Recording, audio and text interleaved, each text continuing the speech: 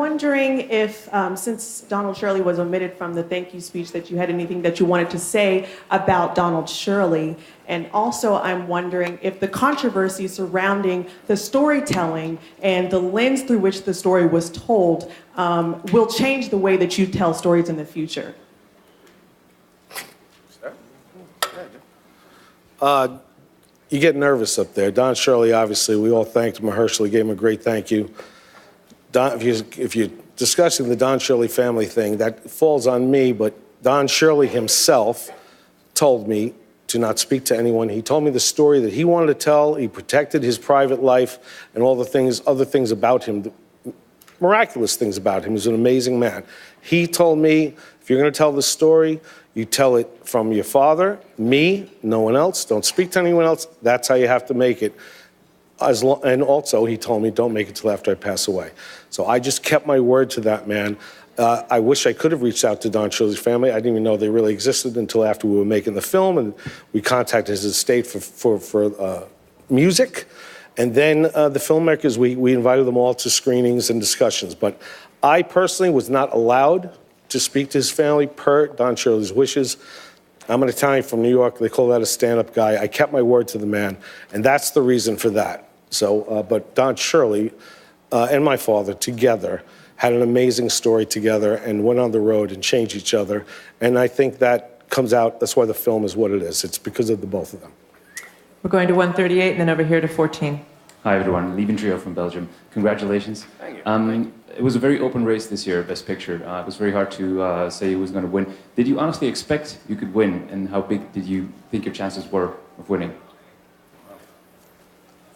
Yeah, of course we were nominated, so we thought we could win, but we didn't expect it, honestly. I mean, I never really, honestly, I kind of block it out.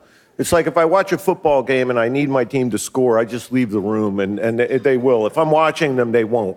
So I just kind of thought about everything but winning this thing, and it worked.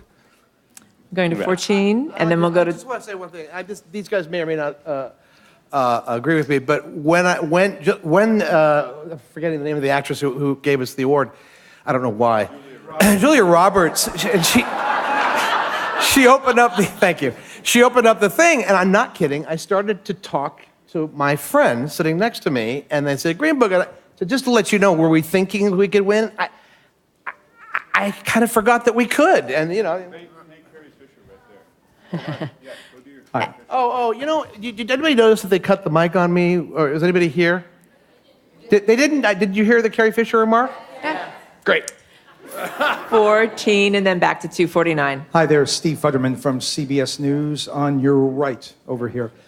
Nick, I wanted to ask you a question. Can you talk about why you thought this movie just resonated with people? And what do you think it says about the 60s and race relations and blacks and whites sometimes, occasionally coming together in that era? That's a pretty big question for me to answer. It just was an amazing story from when I was a kid. I met Dr. Shirley when I was a kid. I went to his home. I went to Carnegie Hall. I sat on the throne. I saw his beautiful African robes. And I saw the man that he was. And I saw the change in my father when he came home and over the years, how he brought us up.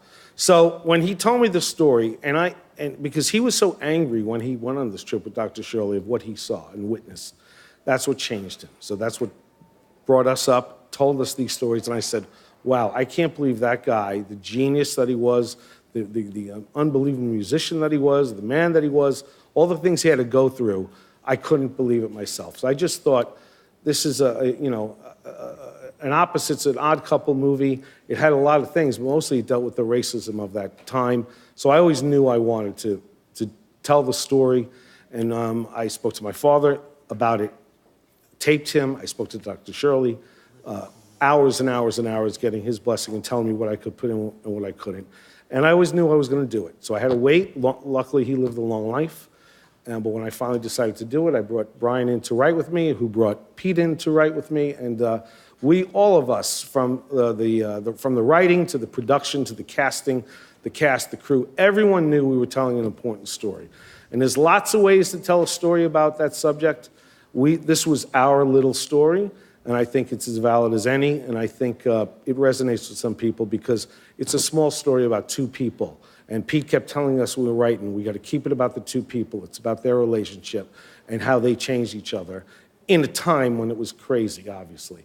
So I think we brought great honor to Dr. Shirley. His name is out in the world. We brought great honor to the Green Book. People know about the Green Book. And Pete directed a magnificent film, and here we are. Thank you. We're going to go to 249, and I do have to wrap it up there. Right. Yeah, Richard Green, The Hill TV, and this is for you, Peter. In the back of your mind or in the front of your mind, was Viggo Mortensen's character at all related to the people who wear MAGA hats today or Donald Trump?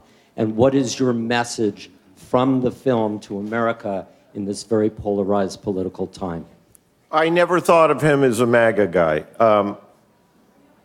It's a different era, and it's whether he would have been one of those guys, I don't know. But he was a guy who was flawed in the beginning and learned by being in a car with a man who was completely different from him, but they were in the car for a couple months, and they got to know each other, and they realized they had a lot more in common than they thought they did starting out this journey. And the message is, talk to each other, and you'll find out we all have a lot in common. And it's a hopeful message, because sometimes it seems like there is no hope, but there is. All we have to do is talk, and we get closer together. I know that sounds corny and like, Pollyanna-ish, but it's the truth. The only way to solve problems is to talk. Thank you so much, gentlemen, and congratulations. Thank you very much. Thank you.